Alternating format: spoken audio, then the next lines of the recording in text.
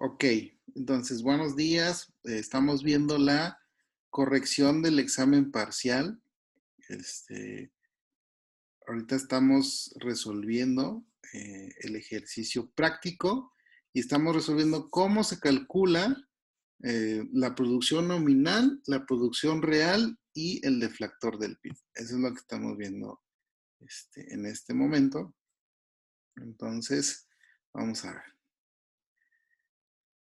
Bien, como les decía, ¿no? En el cálculo de una producción nominal, lo que hacemos es sumar las cantidades por el precio de cada bien de esa economía, ¿no? Estamos diciendo que hay un bien A, pues se calcula multiplicando, en este caso, multiplicando su precio por la cantidad, y en este caso obtenemos 180. Aquí en este del precio B, digo del bien B, tenemos 8 por 50, que 400, y en el precio del bien C, 3 por 25, 75. Sumamos todo lo que me da estas tres operaciones y me da 655 y lo coloco como producción nominal.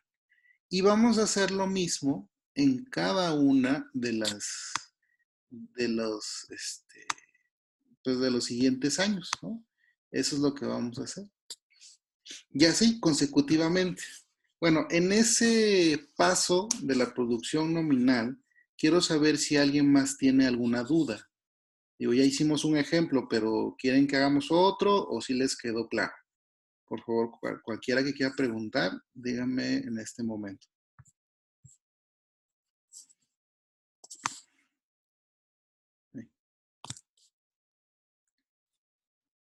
¿Alguien? ¿No? Ok, entonces vamos bien. A ver.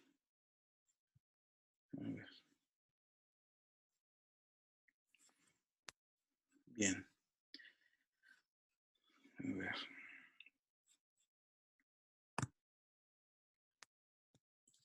Ahora, esa es la producción o esa es la producción nominal. Ahora vamos a ver cómo se calcula la producción real, ¿no? En este caso,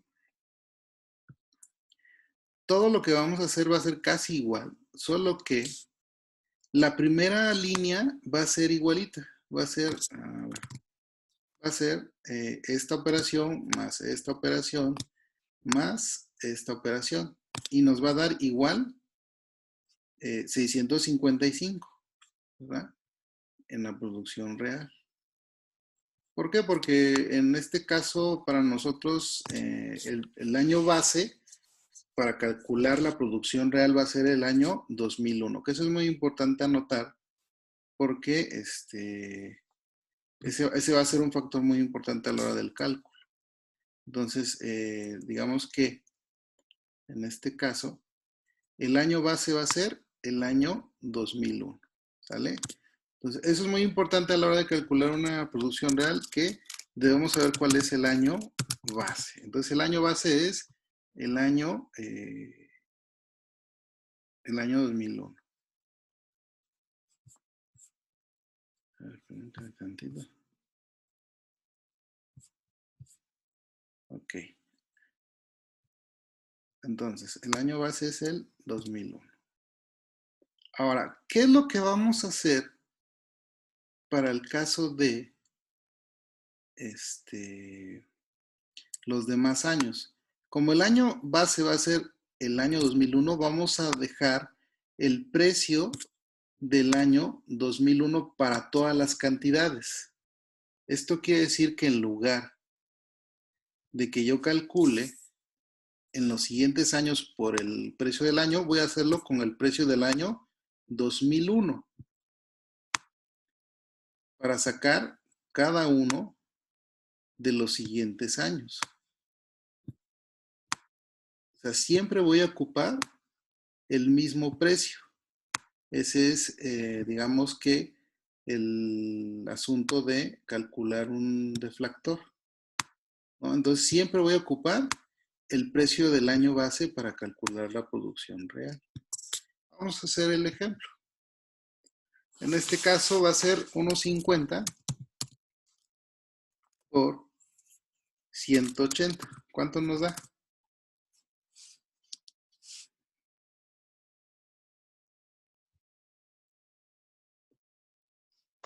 270. 270. El siguiente sería 8 por 100. Y eso nos da 800.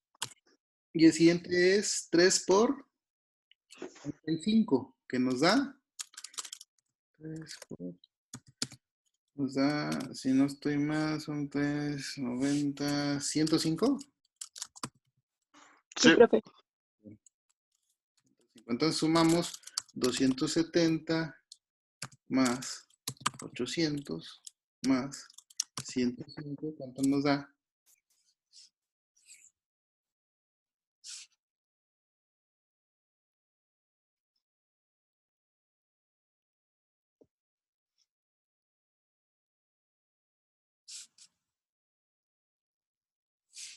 Nos da 1175. 175. Y es lo que está en el segundo renglón. Porque este está aquí en el segundo renglón. Vamos a hacer el segundo. Lo voy a poner del otro lado. Sería 1.50 por el tercero, el tercer renglón sería 210. ¿Cuánto sería 1.50 por 210? 315. 215. Luego sería 850, que sería igual a 600, si no estoy mal. No va. 1200. Perdón, 1200. Y sería 3 por 80, ¿no? Que sería igual a 240. Y entonces 315 más 1200 más 240.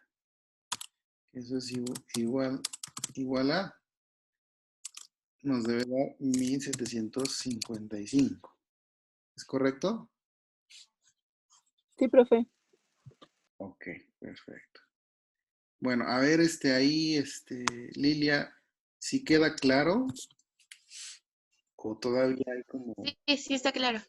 ¿Sí? No, sí. Perfecto. Bueno, ¿quién más estaba preguntándome ahí? Creo que era ¿quién era? Ya no me acuerdo quién me estaba preguntando. ¿Jorge? Sí, ¿verdad? No, a mí me está quedando muy súper claro, profe. Sí. Muchísimas gracias. No, pues ya, ahí está. Entonces ya tenemos el cálculo de perdón, de la producción nominal y de la producción real, ¿no? Eso, muy importante, debe haber quedado ya claro. Los voy a borrar, ¿eh?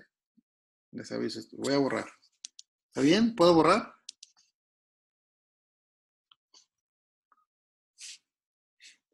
Tómenle fotos si quieren, no sé.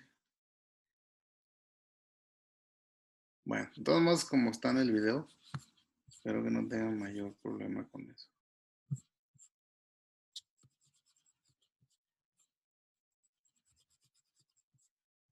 Entonces, ahora vamos con el cálculo del deflactor. El cálculo del deflactor, pues, es muy sencillo. ¿Cuál es la fórmula? A ver, ¿quién me dice la fórmula, por favor?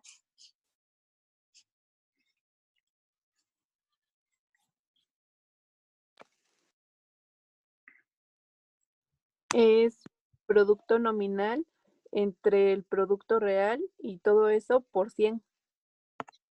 Así es. Entonces, producto.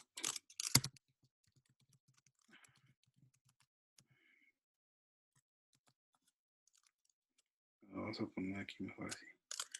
Producción nominal entre producción real y todo eso por 100, ¿verdad? Por 100. Hay que ponerle así para que... Ahí.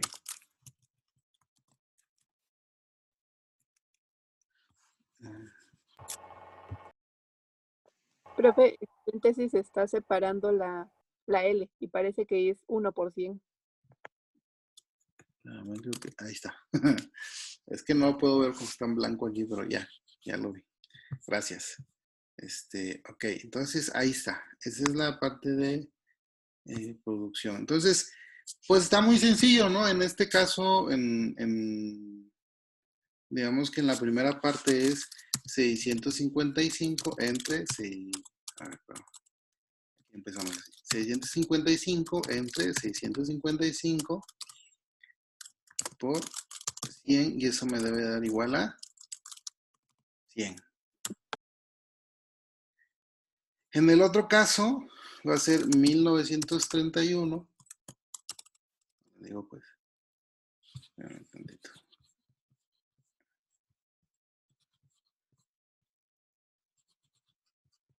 Ay, perdón. En el segundo caso es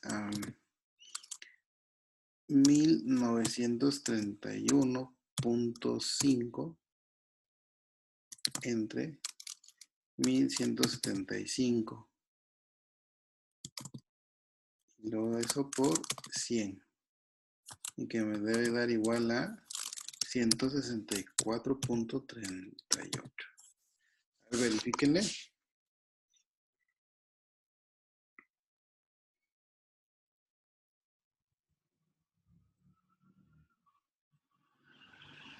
Sí, profe, sí da eso. Ajá, entonces ahí está. Y así vamos línea por línea y así deben de tener ustedes pues digamos que sus cantidades. Aquí son 2, 4, las primeras 5 líneas son los 5 años y las últimas cantidades que están en la tabla son la sumatoria. ¿Vale? Para que no se me vayan a confundir al rato con ese asunto. Entonces, tienen ustedes ahí en la tabla todas las líneas, pero además tienen pues la parte de los resultados al final serían la sumatoria. Bueno, hasta aquí, ¿alguna otra duda con respecto al examen? ¿Alguien más que tenga duda? Si no, para pasar al tema. Una pregunta nada más en el deflector del PIB, ¿por qué el último está 201? Ah, ok, estimado. Lo que pasa es que la suma es, digo, la última cifra es la suma de las cantidades.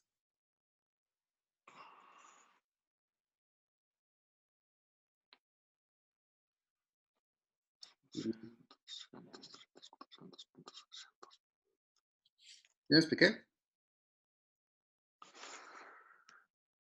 Sí, profe, solamente que si fuera, bueno, como estoy algo perdido Ujú. en el del deflector es 201, pero si lo sumo no me sale. ¿En qué estoy mal? Espérame, vamos a verificarlo. Déjame sacar mi Excel, que creo que eso nos puede ayudar un poquito más. ¿Sí pueden ver ahí mi Excel? Sí, profe. Ok, bien.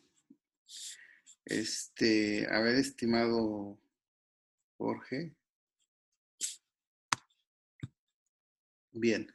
Mira, esta donde estoy ahorita son las sumatorias de Ay Dios, creo que hice mal. Tienes razón, Master. Me equivoqué. Esta sí es la sumatoria y esta sí es la sumatoria. Ok. No, tienes razón, fíjate. Buena observación. Sería esta la sumatoria. No sé por qué tenía yo eso. Es que creo que sumé otra cosa. No sé qué sumé. Ah, ya. Hice la diferencia de la producción nominal y la producción real, estimado Jorge. Pero no, está bien. Es mejor poner la suma. A final de cuentas no es un dato que califiqué en el examen. Más bien es un dato que yo quería tener para poder comparar. Pero esa es más o menos, ¿no? Esa es la suma del deflactor del PIB.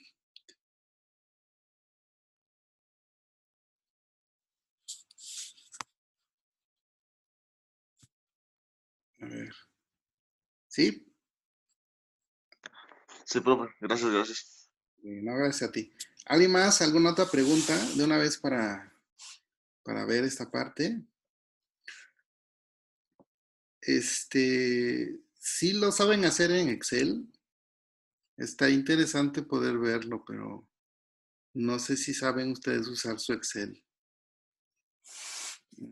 Bueno, les voy a dar algunos tips. Igual esto les ayuda con otras materias, ¿no? Fíjense, yo por ejemplo aquí tengo mi tabla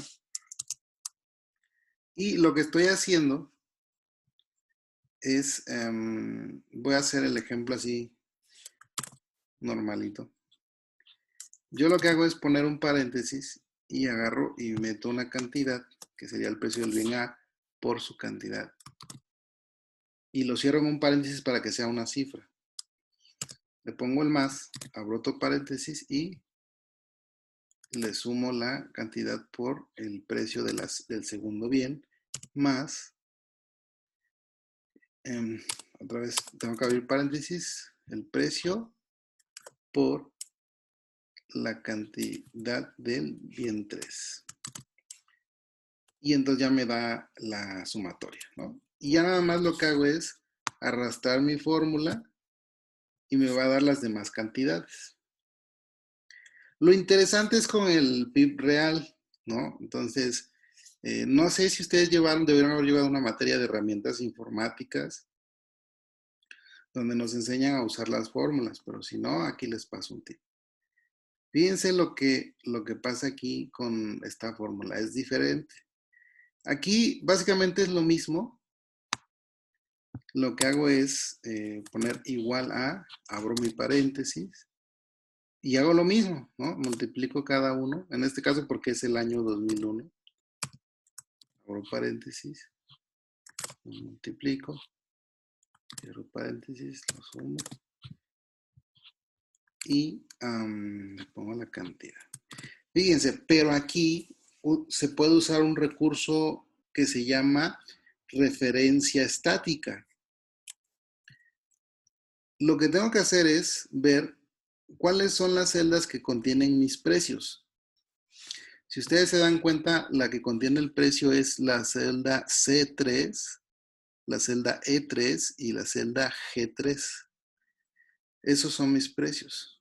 Para que yo, al arrastrar la fórmula, siempre tome los valores de precio del año 2001, le pongo una referencia estática y eso significa ponerle un signo de pesos al principio, antes de la letra y antes del número de la celda, así como lo estoy haciendo ahorita. Si yo hago eso, le estoy diciendo a Excel que siempre use esos valores, que no los cambie cuando yo arrastre la fórmula y que lo que sí va a ir cambiando son las cantidades de cada fila. Le doy Enter, me calcula y entonces yo lo arrastro y me hace el cálculo, si se dan cuenta, con los mismos valores de C3, E3, G3. Ahí está. C3, E3 y G3. Entonces se llama referencia estática. Entonces, y lo que va cambiando sí son las cantidades. Entonces, si se dan cuenta, cuando le doy clic, toma las cantidades de la fila que le corresponde, pero siempre mantiene los mismos precios del año que le dije, del año 2001. Bueno, eso espero igual y les ayude, ¿no? A veces, pues eso nos ahorra muchísimo tiempo cuando estamos haciendo, pues, un ejercicio y lo metemos a Excel. Pues nos ayuda muchísimo porque así lo hacemos rapidísimo. ¿Tienen alguna duda? ¿Alguna pregunta?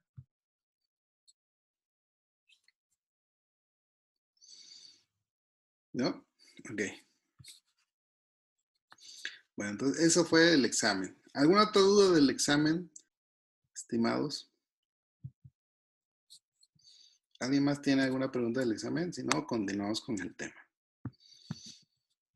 ¿Ya vieron sus calificaciones? ¿Alguien tiene duda con sus calificaciones? Ok. Bueno, vamos a ver aquí. Bien, importante la política fiscal. la política fiscal como un instrumento de la política macroeconómica se va a encargar de, pues muy importante, primero, su definición como tal es que es un instrumento mediante el cual el gobierno o el Estado realiza funciones de gasto público, impuestos, estabilización y planificación de la política económica, ¿no? O de la política macroeconómica, si así lo quieren ver. Su función, pues, es asegurar y mantener la estabilidad económica, amortiguando ¿qué? Las variaciones de los ciclos económicos, que ya en algún momento platicamos qué es un ciclo económico, cuáles son sus fases, y muy importante cuáles son las características de esas fases, ¿no? Y pues siempre una economía está en algún momento, en alguna fase, pero siempre estamos buscando el desarrollo, ¿no? Entonces, la política fiscal es un instrumento para ayudar a amortiguar esas variaciones cuando estamos en, pues, en un descenso o una depresión, ¿no? Y bueno, contribuye a mantener una economía creciente, de pleno empleo y sin inflación alta. Son temas muy importantes, muy interesantes, ¿no? Que hay que ver. Entonces, digamos que los objetivos, así como tiene sus objetivos la macroeconómica, la política macroeconómica, perdón, la parte de la política fiscal también va a tener sus propios objetivos que van a ser los siguientes, ¿no? Manejar la inflación. Si recuerdan, creo que ya hemos definido la inflación. La inflación es la subida de precios de manera generalizada, ¿no? Entonces, pues es un tema muy importante en el sistema capitalista, el tema de la inflación. ¿Qué es la inflación? Pues además de que es una subida de precios generalizada, básicamente estamos hablando de la pérdida de valor adquisitivo de la moneda. Entonces, puede que tengas 100 pesos, pero que esos 100 pesos ya no te alcancen para lo que comprabas hace un mes. Entonces, ahí podríamos ver un efecto de la inflación. El desempleo, ¿no? También que es un tema muy relevante, muy importante para cualquier economía, que son los niveles de gente que teniendo la capacidad de trabajar o las características propias de poder emplearse, no lo están haciendo o no están realizando una actividad, ¿no? Productiva. Entonces, pueden estar en edad, en edad productiva, ¿no?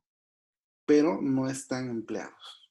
Y la parte de la estabilidad económica que tiene que ver con que bueno, vamos a revisar ahí dos temas que son la parte de básicamente de lo que está haciendo el Estado para lograr que las finanzas que maneja, o sea, su dinero, tengan un flujo apropiado, ¿no? Tanto de ingresos como de egresos.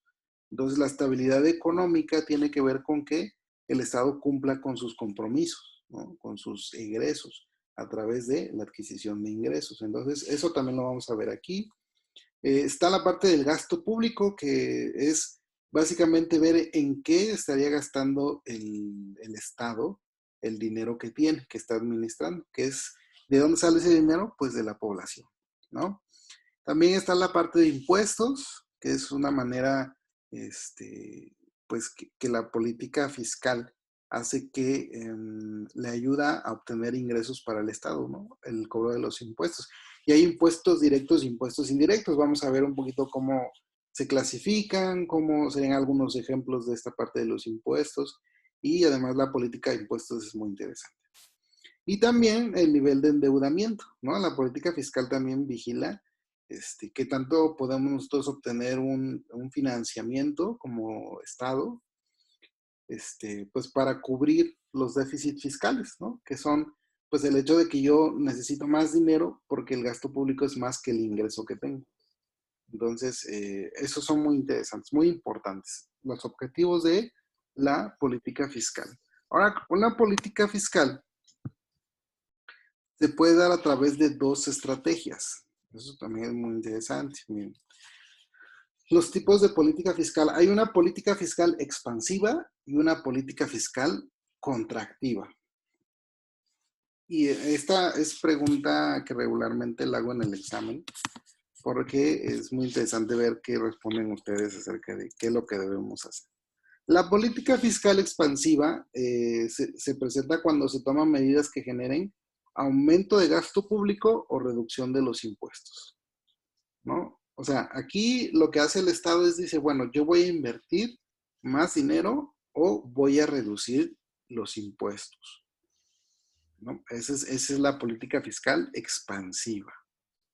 Y la política fiscal contractiva o restrictiva es cuando, dice, se busca un gasto público reducido, aumento de los impuestos o una combinación de ambos. Entonces, en este caso, digo, ok, no tengo dinero, entonces reduzco mi gasto o aumento los impuestos, ¿no? Entonces, pueden ser los caminos que podemos tomar con los instrumentos de esta política que se torna al tema fiscal, que es una, o puede ser expansiva o puede ser contractiva. Bueno, ok, entonces esas son el tipo de políticas fiscales. Muy importante, en el caso de cómo se utiliza el dinero que tiene una economía o que tiene un Estado, pues bueno, aquí les traigo un poquito una gráfica de cómo deberíamos ver el gasto del gobierno, el gasto que hace el Estado, ¿no? Ustedes pueden ver aquí, hay una línea que dice T y una línea que dice G. La T sería pues los ingresos y la G serían los egresos o los gastos. Entonces, podemos estar, ¿no? Dependiendo de muchas cosas, podemos estar aquí incorporando, ¿no? La parte de los ingresos que serían los tributos o estaría también la parte de los gastos que sería el gasto público. Cuando estamos en un momento en el que el gasto es igual que el ingreso, decimos que hay un equilibrio fiscal. Eso es un concepto importante. Cuando decimos que los gastos y los ingresos del Estado son iguales, es que hay un equilibrio fiscal. Si yo tengo más gastos que ingresos, me encuentro en un déficit fiscal, ¿vale?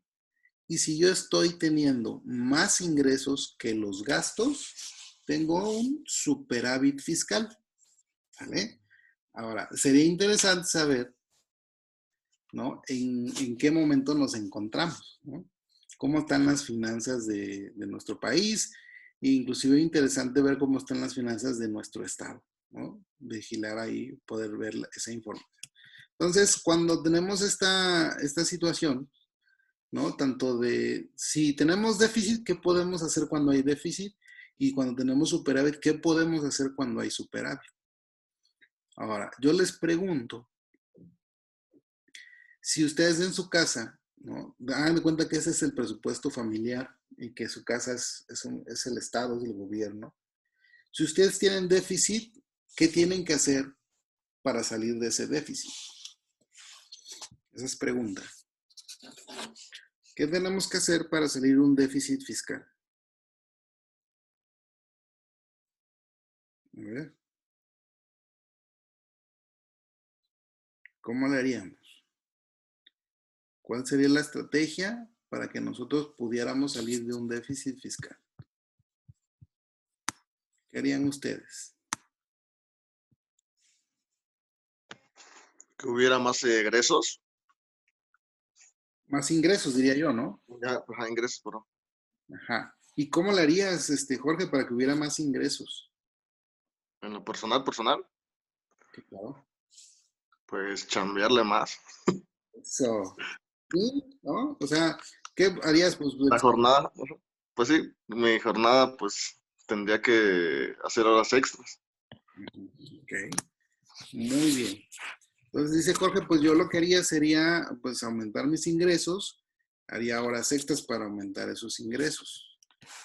Ahora, muy bien, ese es Jorge. Dice, bueno, pues yo, ¿cómo le hago? Aumento mis ingresos y sería, pues, trabajando más. Digamos, estimado Jorge, que te dice ahí el jefe, pues, ¿sabes qué? No te puedo pagar más. Si te quedas más tiempo, no te puedo pagar horas extras. ¿Qué harías, Jorge?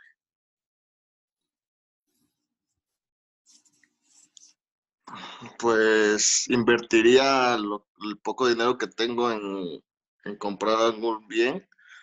Bueno, no, algún producto para hacer un negocio Donde es un y negocio. poder tener mi trabajo y poder tener un negocio aparte. ¿Ya? Buscar un ingreso adicional que no sea de la Exactamente. misma fuente. Digamos, Jorge, que ahorita el nivel de competencia está increíble y pues bueno, tienes dinero, tal vez tienes muy poquito dinero y no te alcanza para poner un negocio.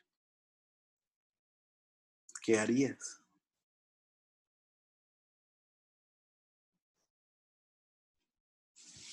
A ver, alguien que le ayude a Jorge, alguien más.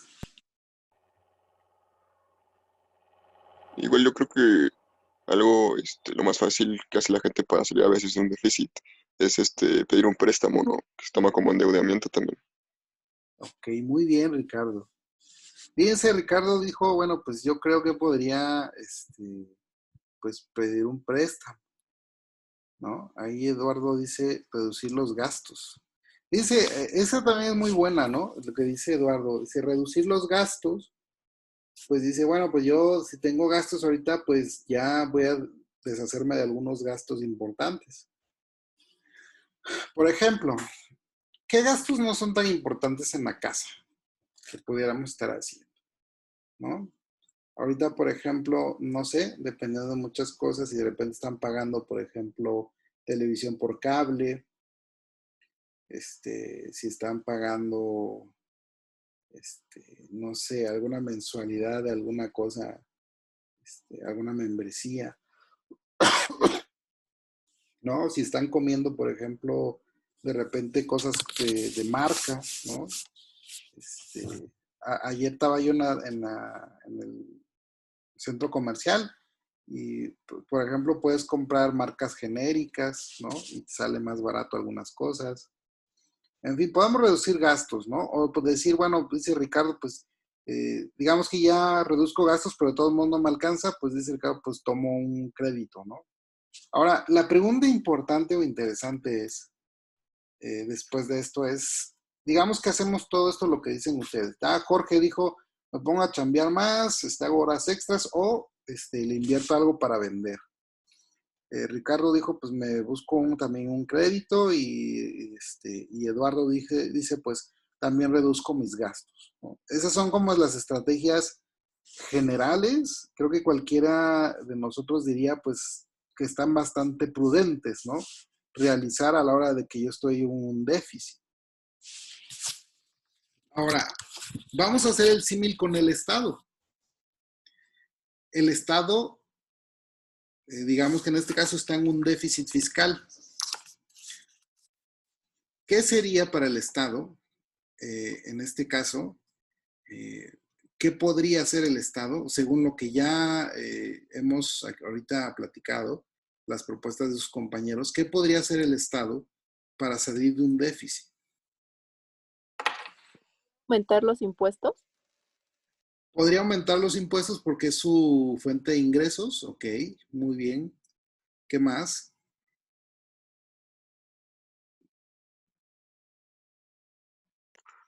Reducir gastos públicos. Reducir los gastos públicos, muy bien, Jorge. Dejamos de pagarle algunas dependencias, despedimos gente, eficientamos algunas cosas, ¿no? Dejamos de pagarle seguridad a los políticos, muchas Yo cosas. algo que haría, pues sí, reducir gastos públicos, por ejemplo, en dependencias como ciudad administrativa y todo eso, yo veo que pues hay muchas personas que no están haciendo nada, entonces eficientarlo con tecnología. Okay, muy bien. Bueno, que también estaría despedir, que no sería buena onda, pero pues ni modo. Ok. Entonces, y ahí está, ¿no? Entonces dice, bueno, pues reducimos gastos, aumentamos ingresos con los impuestos. ¿Qué otra opción vimos? También se podría que el ay, se me fue. Seguir como con la deuda pública. Exacto, no podemos pedir créditos. Fíjense que Por ejemplo, no me acuerdo si fueron hace 2 o 3 años, el gobernador del estado de Oaxaca se fue a pedir un préstamo a Francia y le debemos a Francia porque Francia nos prestó a través de un organismo internacional. Entonces tenemos por ahí apenas no tiene mucho, ¿no? Que también salió la noticia de que ellos aumentaron la Cámara de Diputados del estado de Oaxaca, autorizó aumentar el financiamiento del estado, porque no alcanza el dinero que hay para lo que se tiene que hacer. También es un recurso que está utilizando el estado. Ahora, fíjense, lo interesante también, ¿qué puede ser esto? Digamos que, ¿quién fue el que dijo? Ricardo, digamos que te prestan, ¿no? Tú eres el estado, eres el gobernador del estado de Oaxaca, Ricardo. El gobernador licenciado Ricardo. Entonces dice, bueno, pues aquí está, licenciado Ricardo, aquí está, 300 millones de pesos para que financie usted el estado. ¿En qué deberías gastarte ese dinero, estimado Ricardo? Tú, en la perspectiva que tienes ahorita de decir, bueno, ¿qué tengo que hacer con un dinero que me prestan? ¿Qué debería hacer? Si quieres, lo vemos primero como individuo, ¿no?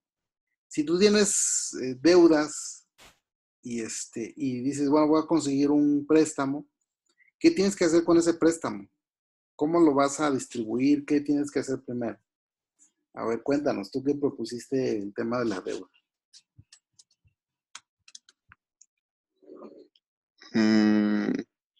Bueno, aplicándolo de manera personal, pues si yo tuviera deudas y pido un préstamo, lo primero que yo personalmente haría sería cubrir esas deudas que ya tengo, ¿no? Para salir de eso. Y ya, pues posteriormente, si pues me queda todavía dinero, vería la forma de poder invertirlo para poder,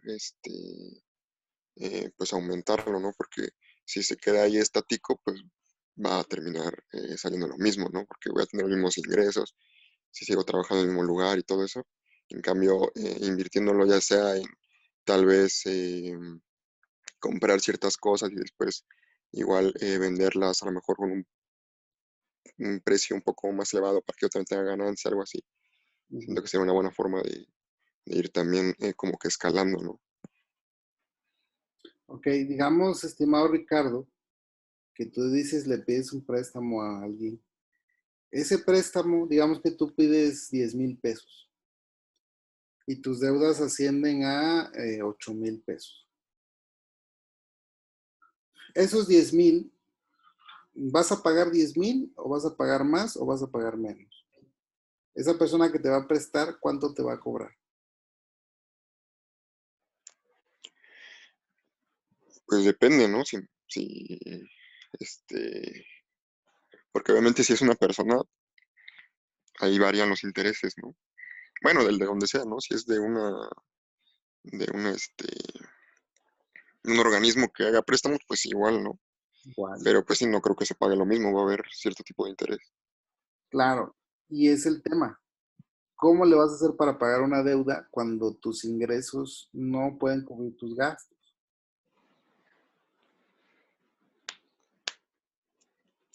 Eso es lo importante. Mm, Que tú pides un préstamo, pagas tus deudas, pero ¿cómo le vas a hacer para pagar ese préstamo? ¿Habrá alguien más que nos ayude? Profe, Sí. creo que, bueno, no sé, tengo una idea acá. Podría ser, digamos, con el dinero que pedimos, sería invertirlo para que sea como una fuente que genere más ingresos y de esa forma pagar, las deudas.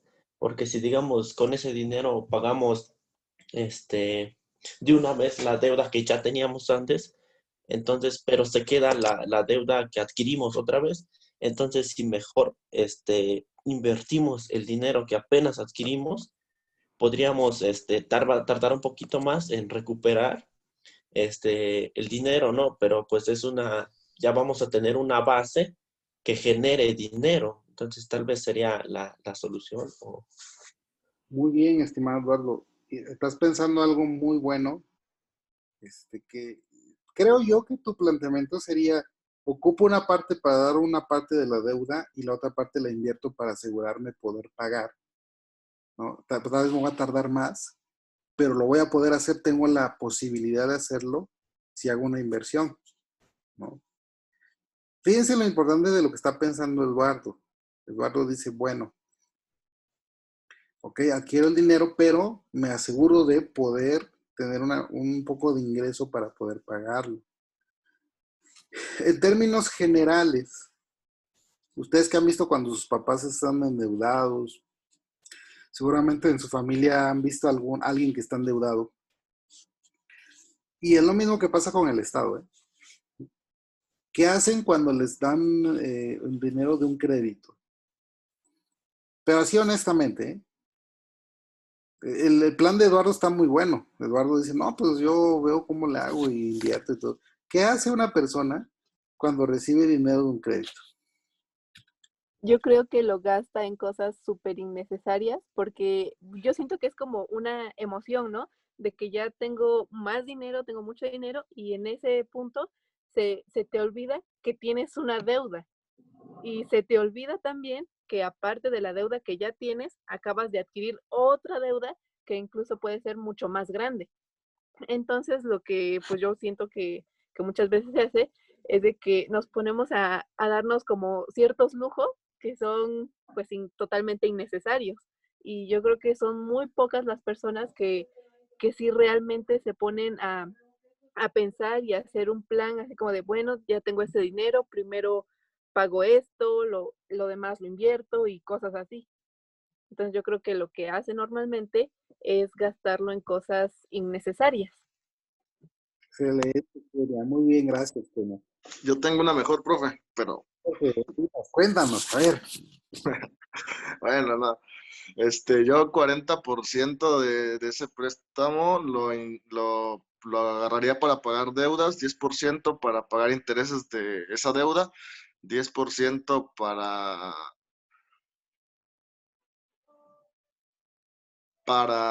ay, se me fue. Bueno, guardaría 20% para pagar intereses. Okay.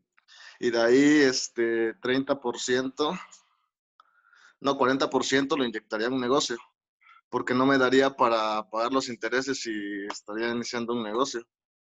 ¿De dónde saldría? Entonces también tenía que tener en cuenta para esos intereses un poco. Muy bien, Jorge. Es que es eso, ¿no? Sería ver el plan, una distribución tal que nos ayude a utilizar el dinero de manera lo más productiva posible. Tanto Jorge como Eduardo, pues ya pensaron así como, bueno, ¿no? Y lo que decía Kenia, es que la emoción de tener dinero en las manos, de repente es como, pues me lo voy a gastar, ¿no? Y pasa mucho, ¿eh? En las familias cuando les dan sus créditos, pagan, por ejemplo, una parte de la deuda y van y se compran una pantalla plana, se compran su sistema de audio, se pagan unas vacacioncitas, se van a comer rico y luego pues queda la deuda, ¿no? Entonces, así como se comportan las familias, es increíble, pero así sucede, lo mismo hace el gobierno. Digamos, entonces les decía, ¿no? Que a Ricardo le llega ahí y le dan, a ver, aquí tiene el licenciado Ricardo 300 millones, ¿no? Para que solucione los temas. ¿Qué hace el gobierno cuando tiene dinero? Lo mismísimo que hacemos nosotros muchas veces es que se pone a gastar en puras tonterías. Y entonces, fíjense, hace un tiempo, cuando estaba un tema, este es un tema interesante también, en Grecia, pasó algo muy, muy, muy, ¿qué será? Muy relevante por el hecho de que se dio la noticia a nivel internacional hace algunos años. Ellos empezaron a endeudarse porque estaban pagando, ¿cómo se llama esto? Eran las pensiones, ¿no? Ustedes saben que cuando la población va haciéndose cada vez más grande, llega a una edad en que ya no están en una edad productiva y se les paga una pensión. Bueno, ese era el esquema de antes. Entonces, cuando ya estabas en una cierta edad, cumplías una cierta cantidad de años trabajando, se te daba una pensión, que es un sueldo ¿no? Que se programa para que tú puedas sobrevivir en tu vejez. Y allá en Grecia pues tenían eso, ¿no? Pero Europa, en una perspectiva general a nivel internacional, empezó a tener una población cada vez más grande y tenía menos jóvenes. O sea, había muy poca gente trabajando y demasiada gente ya en edad que ya no estaba siendo productiva y se le tenía que pagar su pensión. Entonces el Estado ya no le alcanzaba porque tenía que pagar las pensiones y pues lo que se generaba pues no era lo suficiente. Entonces llegó un momento en que dijeron ya no podemos, estamos disminuyendo lo más que podemos en otros gastos, pero pues no, pues entonces piden un préstamo, ¿no? Y entonces ya cuando piden el préstamo, ¿qué hacen? Pues piden el préstamo y lo dan a las pensiones. Y luego la pregunta es, ¿cómo lo van a pagar? Si están viendo que la cantidad de gente joven se está disminuyendo cada vez más y la gente grande está aumentando cada vez más y cada vez hay que dar más pensiones, pues ellos dieron las pensiones y otra parte la invirtieron, pero ¿en qué creen que la invirtieron? Pues la invirtieron en instalaciones, compraron cosas muy bonitas para las oficinas, cosas así. Esto salió después, a colación de una investigación que se hizo. Y entonces Grecia otra vez en déficit. Y entonces, ¿qué dijeron? Pues ya no otra vez no tenemos para pagarle a los pensionados y ahora tenemos otras cosas arrastrando. Deudas de temas de seguridad social, ¿no? En este caso, los hospitales ya no tenían equipo, empezaron a tener falta de insumos para muchas cosas, digamos que en las instituciones gubernamentales. Y entonces ya no tenían otra vez dinero y ya no solamente no era que ya no tenían dinero, sino tampoco tenían dinero para pagar la deuda. ¿Qué hicieron? Pues pidieron más deuda. Se metieron otro crédito más grande. ¿Y qué hicieron con ese crédito más grande? Lo mismísimo. Pagaron pensiones y lo demás según lo invirtieron. Pero los gastos, entonces salió por ahí, ¿no? Un estudio donde se veía que, por ejemplo, habían comprado, renovado los muebles de baño de las oficinas gubernamentales, habían arreglado los jardines de donde están las oficinas, los edificios gubernamentales también, habían pintado, pero hagan cuenta que si yo les cobro a ustedes por pintar, no sé, un edificio, les cobro 60,000 pesos, ellos pagaron 180,000 pesos por pintarles, pues, ¿no? Y entonces, y ya otra vez se volvieron a ahorcar y dijeron, ya no podemos, ¿no? Ya no podemos. En estos pasos también fueron aumentando los impuestos, fueron disminuyendo sus gastos otra vez públicos, de tal manera que ya no estaban financiando la educación, no estaban financiando el tema de la atención médica, y se hicieron muchas cosas. Los ahorros que había de la gente en los bancos, los agarraron para financiar parte de las pensiones. Entonces le debían a la misma gente, ¿no? Sus ahorros, no tenían los ahorros en los bancos. Si tú ibas al banco y tenías un ahorro, por decir, de 100,000 pesos, pues nada más podías retirar tal vez 3,000 pesos porque no había dinero en los bancos. ¿Qué pasó con Grecia? Pues se metieron en un rollo bien horrible. Hubo manifestaciones, se quemaron coches, salieron la gente a la calle. Bueno, sí es un desbarajuste, pero de aquello. Y ya estando en ese momento, querían pedir otro crédito. Pero cuando tú ves que alguien que te debe, nada más está en ese círculo de que te debe y te debe y te debe, y no tiene para pagar, ¿qué haces? Tú ya no le prestas, ¿no? Sería una muy mala inversión. Y entonces, les quiero preguntar, ¿qué piensan que hace un país así, cuando llega a ese punto? A ver. Es que ustedes, por ejemplo, si ven, le prestan a un amigo y ven que ese amigo nada más endeuda y luego gasta lo mal, pues, gasta mal el ingreso y no, nada más no. ¿Qué es lo que harían ustedes? ¿Cómo resolverían ese tema? Digamos que su amigo es Grecia, ¿no? Entonces, ¿qué hacen con ese amigo de Grecia? A ver. Opciones. Mm. Profe, ¿no Pero, fue lo que pasó con México que le quitaron gran parte de territorio? Wow, sí. Bueno, no les quitaron territorio, pero ahorita les voy a comentar qué pasó. Alguien más quería ahí comentar algo, no me acuerdo quién era. ¿Kenia? pues sí, era similar a lo que dijo Esmeralda, porque pues yo creo que sí, al ser un país y endeudarse de esa forma, yo creo que sí deben como tener un contrato o firmar como un tipo de pagaré, supongo yo, en donde, porque eso se hace, o sea, con, ahora sí que organizaciones más pequeñas, que si no te pagan, te empiezan a embargar, te empiezan a quitar todo, pues lo valioso, por así decirlo, y yo creo que eso, pues en cierta parte también se hace con los países, ¿no? Con los estados y así, como es lo que dijo Esmeralda, porque por tener esa gran deuda, pues tuvieron como que ceder en cierto punto para ir reduciendo o tratar de equilibrar todo lo que venía arrastrando. Entonces yo digo que es como que le empiezan a quitar las cosas, los embargan. Sí, estimada Kenia, excelente, exacto. No que les quiten sus posesiones, así como decir, vengo y te embargo tu casa, como sería en el caso de un particular, pero llegan y te dicen, oye, pues te podemos rescatar, pero son bajo estas condiciones. Entre países, lo que harían sería, pues me vas a dejar que yo ponga empresas aquí. Y entonces el país o los países que prestan obtienen beneficios fiscales en esos países para poder invertir y para sacar adelante ese país. Y entonces dices, ¿sabes qué? Yo voy a poner aquí mi empresa, no me vas a cobrar y además tus recursos me los vas a dar a un precio tal, ¿no? O sea, siempre un precio muy bajo. Y entonces empiezan a explotar a la gente, empiezan a explotar los recursos de ese país y ese país ya no va a tener control de sus recursos o de sus factores productivos, ¿no? De su capital, de su tierra, de su trabajo, de su organización. Entonces pierden algo que se llama soberanía. O sea, otros países mandan en territorio de ese país.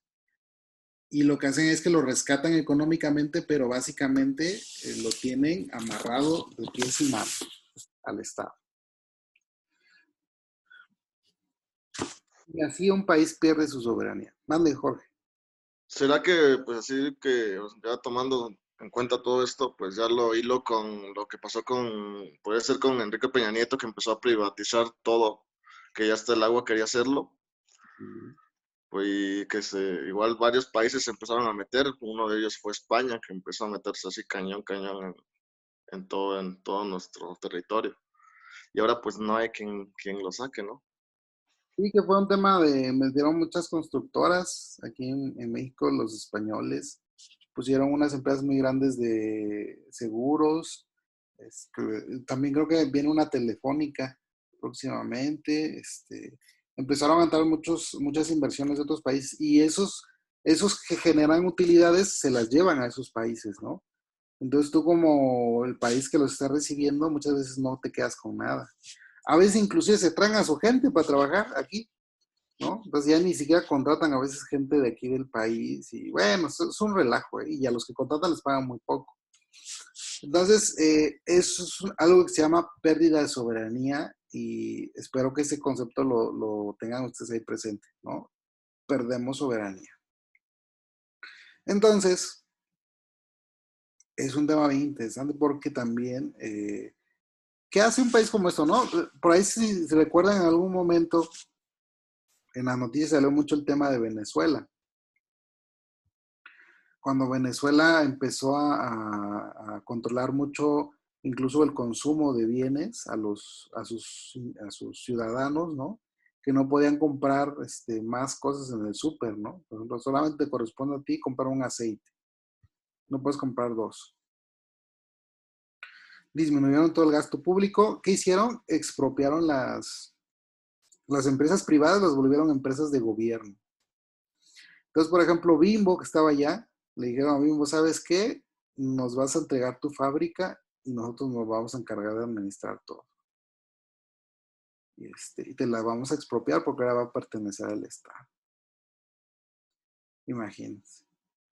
porque pueden llegar a ese punto en el que ya no haya más de dónde sacar porque ellos ya no le estaban dando ningún crédito, ninguna facilidad. Entonces, se vivieron tiempos, y no sé ahorita cómo estén, pero está terrible, ¿no? El tema, por no administrar bien los déficits fiscales. Entonces, ya más o menos acabamos de explorar el tema de déficit fiscal. Ahora ahí les va. Este tema todavía da para mucho, pero bueno, ahí lo vamos a dejar mientras y ahorita vamos a ir explorando otras cosas. Ahora, ¿qué hacen ustedes cuando les sobra dinero? Digamos que estamos en un superávit. Esa pregunta también está muy buena. ¿Qué hacen ustedes en su familia cuando les sobra dinero? ¿No? A ver, alguien que nos platique. ¿Qué hace una familia, qué hace un individuo cuando le empieza a sobrar dinero? Pues se ahorra o como habían comentado mis compañeros, se busca algo para invertir, algo en algún objeto material o algo en lo que se pueda invertir. Okay, y hablando de eso, ¿ustedes creen que el Estado hace eso? No, el Estado lo gasta, busca en qué gastar. Ok. A ver, ¿alguien más? Sí, Kenia, dime si quieres comentar. Ah, podría ser que también, es que yo creo que igual es lo mismo, ¿no? Vuelves a sentir esa sensación de que tengo mucho dinero y otra vez quiero gastar más. Pero yo creo que en caso de las familias, cuando ya pasaron por como esa etapa de tener un déficit, ya son como un poco más conscientes y dicen, ok, ya tengo más dinero, pero ahora sí, voy a guardar, voy a ahorrar cierta parte para ya sea invertirlo o aparte hago ahora sí que otro apartado para invertir y ya si me sobra un poco de dinero, pues ya me doy ciertos lujos, ¿no? Por ejemplo, que ahora sí que con cositas así igual muy chiquititas, que por ejemplo, no, pues hoy ceno diferente, hoy como diferente o cosas así, yo creo.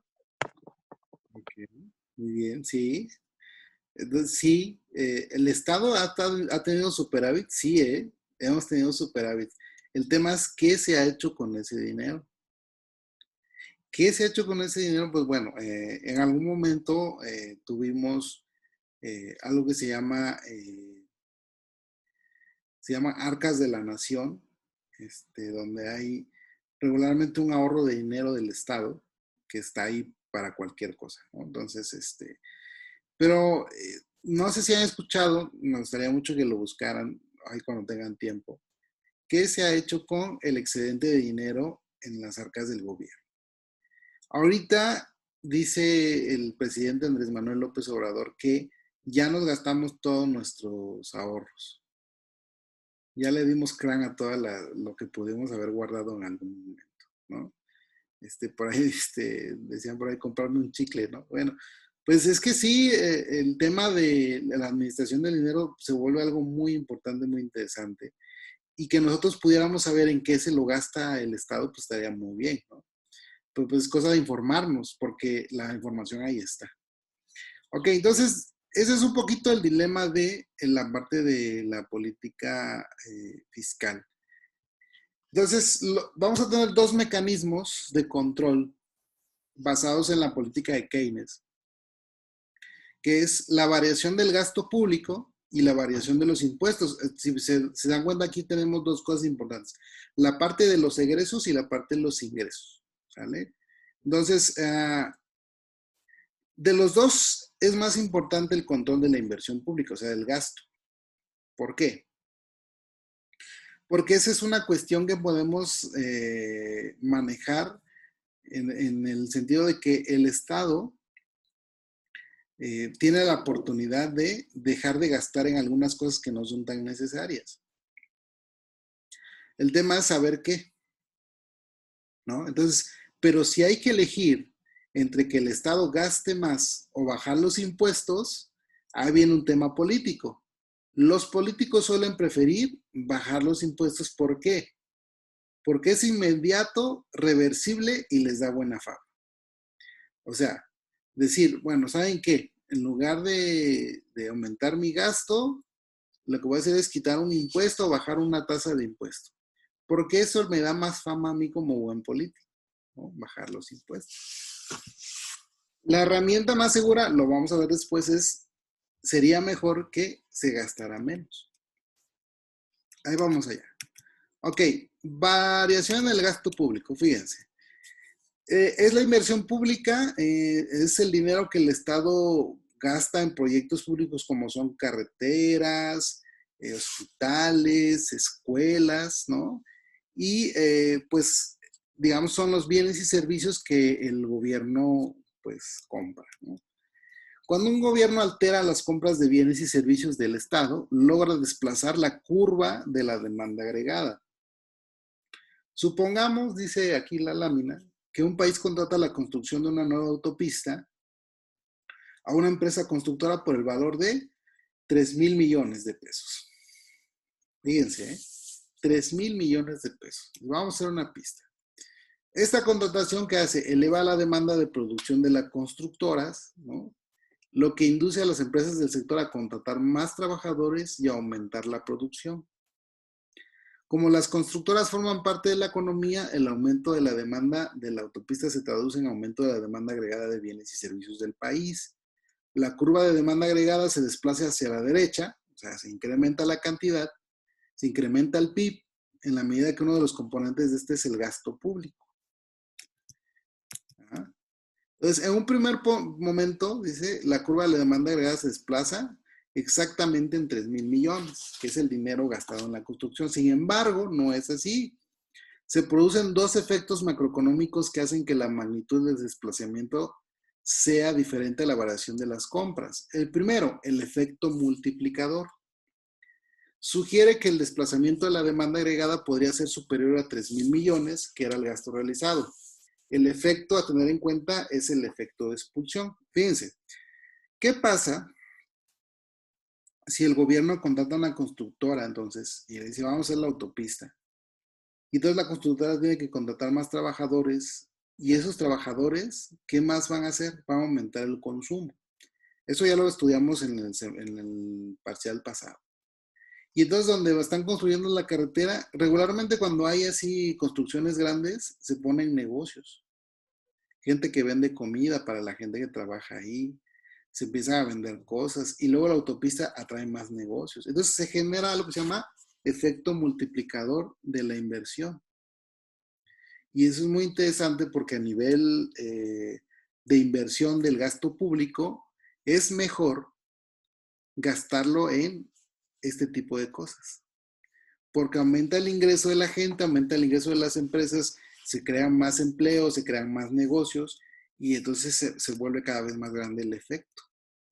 Entonces, según el mecanismo keynesiano, es una cadena de aumentos del gasto, ¿no? En gastos que son cada vez menores, pero que en su conjunto siempre van a resultar de mayor beneficio, ¿no? Entonces, se multiplican las inversiones, ¿no? Varía el gasto público, también se deduce una variación mayor de la producción. Esta cuestión, analizada por primera vez por Keynes, llevó a muchos economistas a recomendar la utilización de la política fiscal como instrumento para estabilizar el ciclo económico. Entonces le decían al Estado, invierte, haz carreteras, haz hospitales, haz escuelas, y eso va a generar cada vez mayor movimiento en la economía de un país.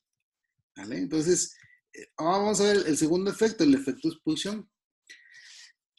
Determina la cuantía del efecto total de la política fiscal de gasto sobre la demanda agregada. Es el denominado efecto expulsión que sugiere que el efecto que tendría el gasto de 3,000 millones sobre el PIB, en el ejemplo anteriormente, podría ser inferior. Aunque el efecto multiplicador sugiere que la variación de la demanda provocada por la política fiscal puede ser mayor, existe otro en sentido contrario. ¿Qué pasaría? Dice, aunque un aumento de las compras del Estado estimula la demanda de bienes y servicios, también provoca una subida del tipo de interés, el cual tiende a temperar la demanda de bienes y servicios. La reducción que experimenta la demanda cuando una expansión fiscal eleva el tipo de interés se denomina efecto expulsión. Para ver por qué se produce el efecto expulsión, comprobemos una vez más qué ocurre cuando el Estado construye la autopista. Fíjense.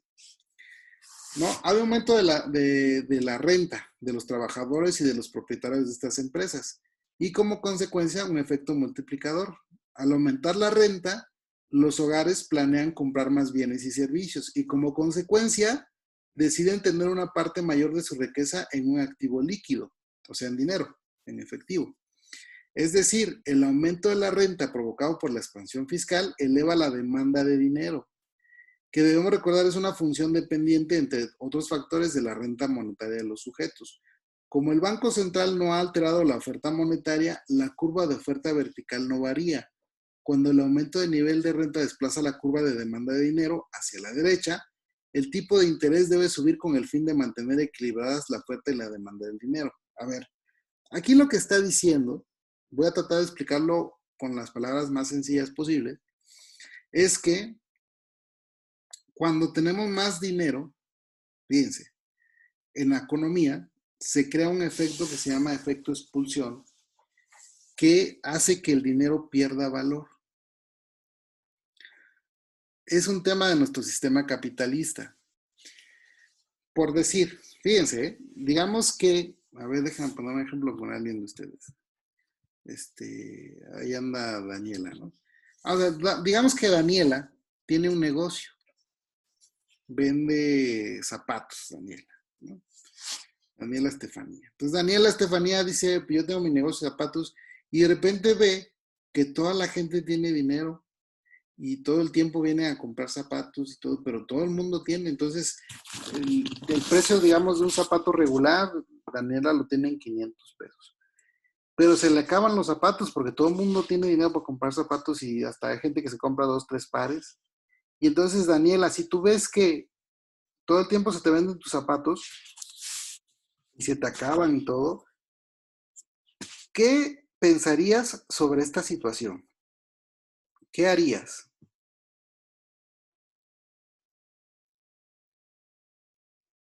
Pues si no, o sea, si no estoy muy informada o así, tal vez, no sé, pensaría que a lo mejor y mis precios están bajos o algo así. Y pues lo que haría pues sería como subirle el precio o algo así. Claro, ejercería una presión para que tú subieras tus precios. Y si le subes el precio y ves que de todos modos siguen comprando, ¿qué harías?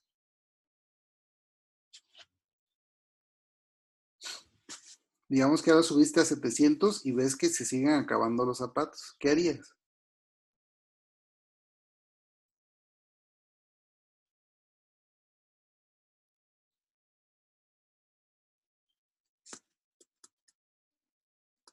A ver, Dani. ¿Qué haría Daniela? O alguien más, que quiera participar.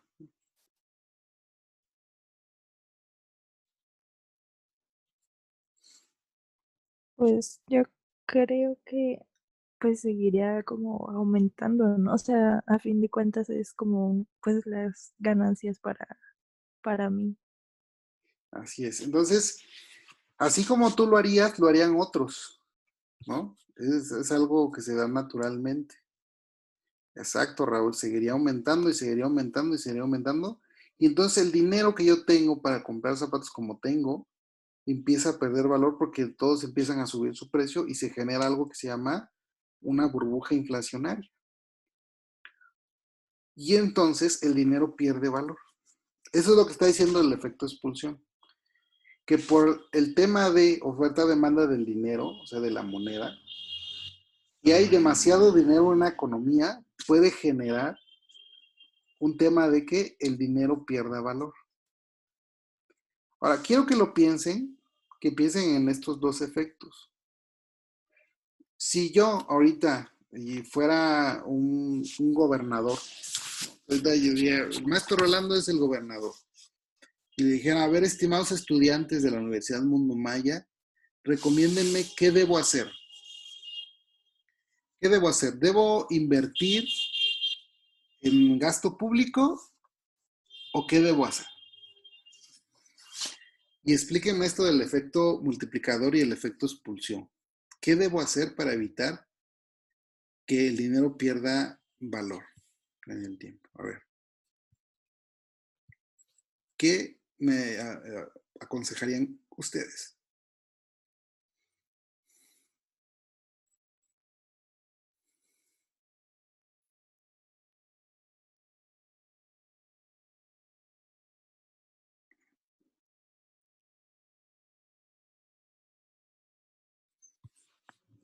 ¿Qué me recomiendan? A ver.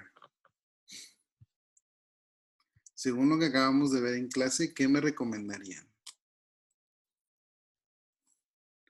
A ver, Lilia. Dame un consejo, Lilia, no sé qué hacer. ¿Qué decisión debo tomar?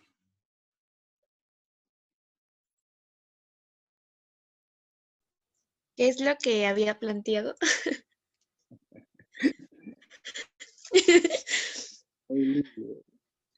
Fíjate, tenemos dos efectos. El efecto multiplicador a partir de que yo hago una inversión en mi gasto público, ¿no? Contrato una constructora para que haga carreteras, pero acabo de explicar el efecto de expulsión que puede ser que al haber tanto dinero en el medio, pues, en los negocios, empiezan a subir los precios y el dinero pierda valor. ¿Qué me aconsejarías tú que yo hiciera para mejorar la situación económica del Estado?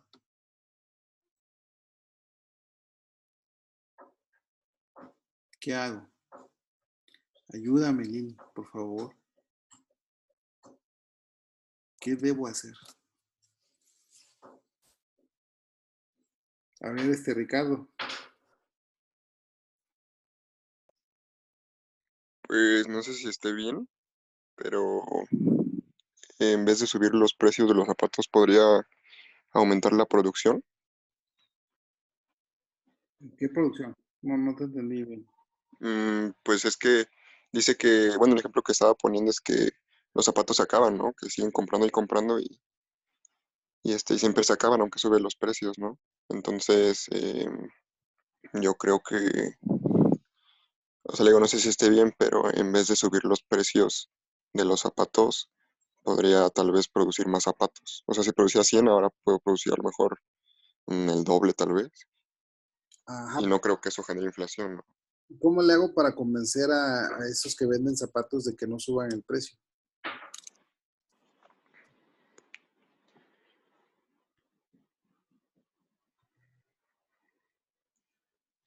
O sea, sí, me parece una buena idea, porque así, pues, de alguna manera daríamos más trabajo a la gente, aumentaría el uso de los recursos, pero ¿cómo le hago para convencer a esta gente de que no suba el precio?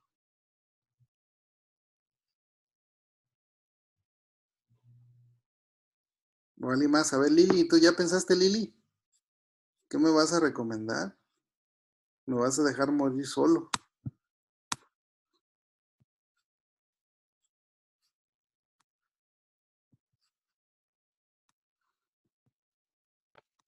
Profe, también podría ser que cuando ahora sí que empiezan a subir mucho los precios, llega un punto en el que a lo mejor los precios son iguales. Entonces, lo que ya empiezan a buscar las personas es quién tiene, ahora sí que el precio más barato o con mejores cualidades. Entonces, yo creo que eso al mismo tiempo también hace que como que poco a poco ciertas personas vayan reduciendo el costo de sus productos. Eso es lo que yo creo. A ver, no entendí bien cómo sería el mecanismo. O sea, ¿cómo estás diciendo que no? O sea, ¿habría alguien que no sube sus precios o cómo? No, sino que llega un punto en el que ya todos subieron sus precios, No. porque hay mucha demanda, entonces pues siguen subiendo sus precios. Pero yo creo que también va a llegar un punto en el que ya las personas van a empezar a buscar otras cosas.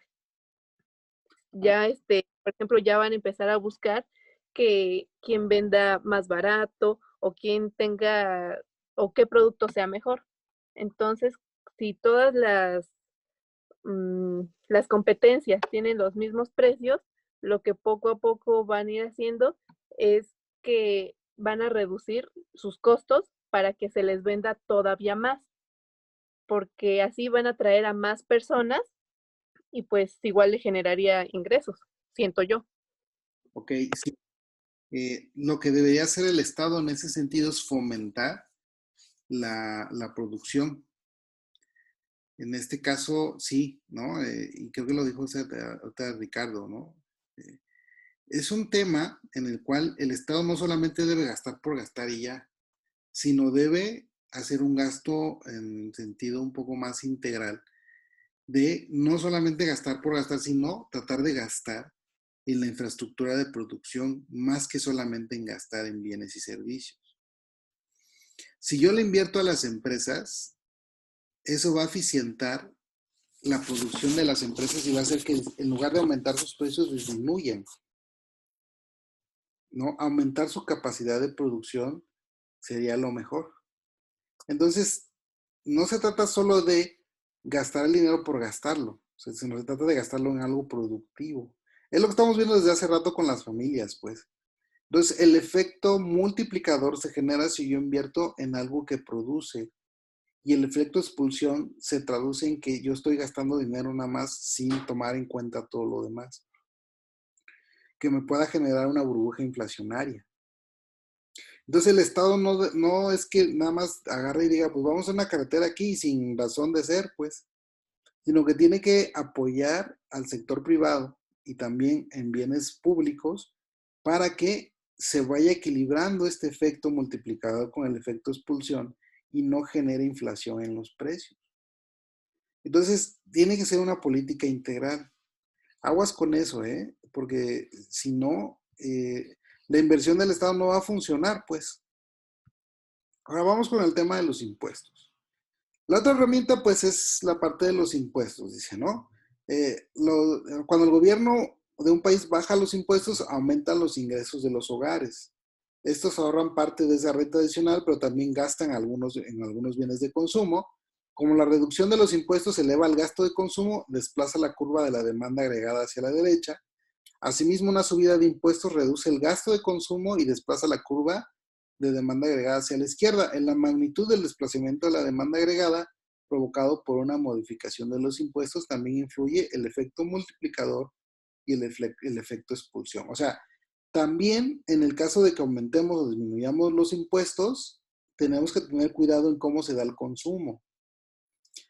Entonces, es todavía más complicado en la parte de impuestos, ¿no? Es inmediato, sí, es más rápido, sí, pero también podemos tener cuestiones contraproducentes al bajar los impuestos, que puede hacer que se eleve el consumo de tal manera que haya una burbuja inflacionaria.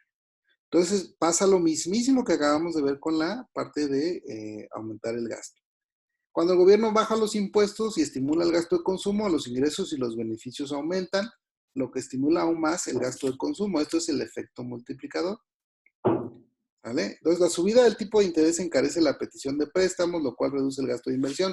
Este es el efecto expulsión, o sea, lo que acabamos de ver de que el dinero pierda su valor en el tiempo. Si aumenta la renta de los consumidores, el dinero que la gente tiene disponible para gastar, entonces puede gastar más y es probable que lo hagan. Hay medidas para saber qué porcentaje de la renta se gasta y son la propensión marginal al consumo y la propensión marginal al ahorro.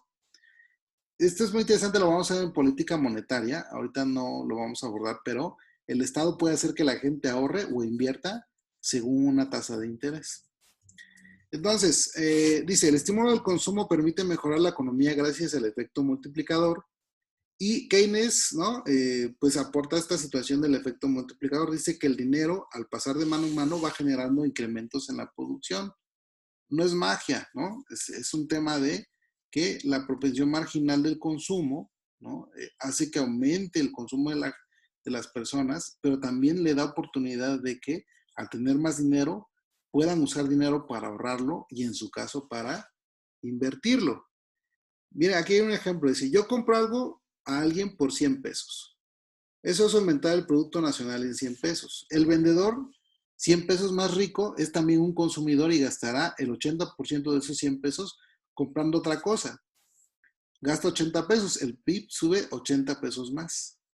Quien acaba de recibir los 80 pesos gasta un 80% de ellos, o sea, 64 pesos, y el PIB sube otros 64 pesos. Ahí son pesos, ahí se me pasaron euros. pero ese efecto multiplicador se va creando así, ¿no? Entre que más el dinero se va moviendo en la economía. Y así podemos ir poco a poco, y al momento, dice, esta serie equivale a 100 en tipo de proyección ahí de dinero. Imagínense, al aumentar 100 pesos en inversión, aumenta el Producto Nacional en 500 por este efecto multiplicador. Por eso bajar los impuestos, aumentando la renta disponible, aumenta el Producto Nacional. El subirlo lo reduce y puede ser la acción apropiada si se quiere generar un superávit y enfriar la economía, lo cual ayudaría a controlar la inflación. Bueno, entonces, el tema es que este juego entre aumentar, subir los impuestos, o aumentar o subir el gasto público, son temas que necesitamos nosotros considerar a la hora de ver en qué etapa del ciclo económico estamos. Entonces, por eso es bien importante que ustedes conozcan cuáles son las posibilidades de ocupar esta política fiscal. Bueno, hasta aquí, ¿tienen alguna pregunta?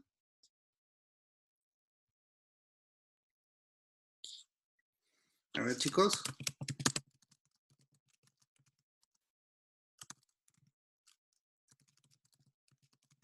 A ver. ¿Alguna pregunta?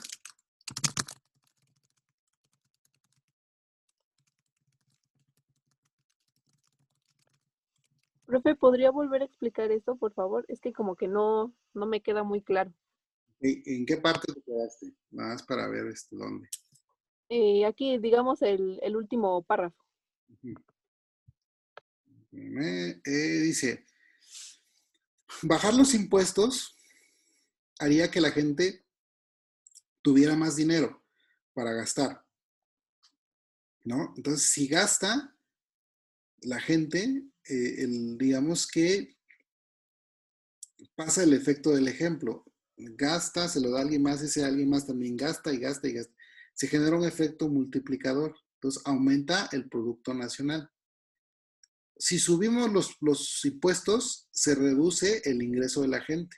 O sea, va a tener menos dinero y yo aumento mi ingreso como Estado porque le cobro más impuestos a la gente. Y puedo generar un superávit al tener más ingresos. Y también enfrío la economía, quiere decir, ayudaría a controlar la inflación.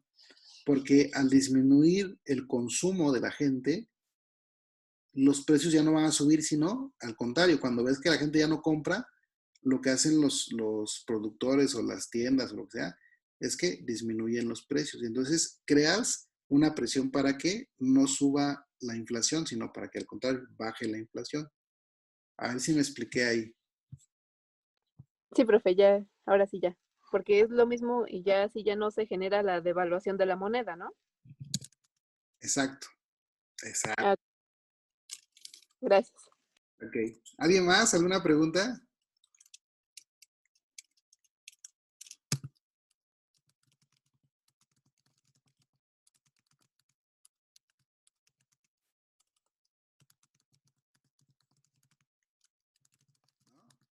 ¿Estamos bien?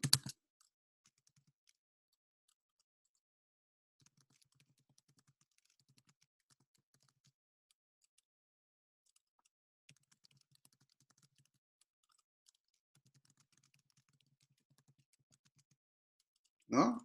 Ok, entonces vamos a hacer un ejercicio. A ver. Van a responder ahorita una actividad que estoy subiendo ahorita a Classroom.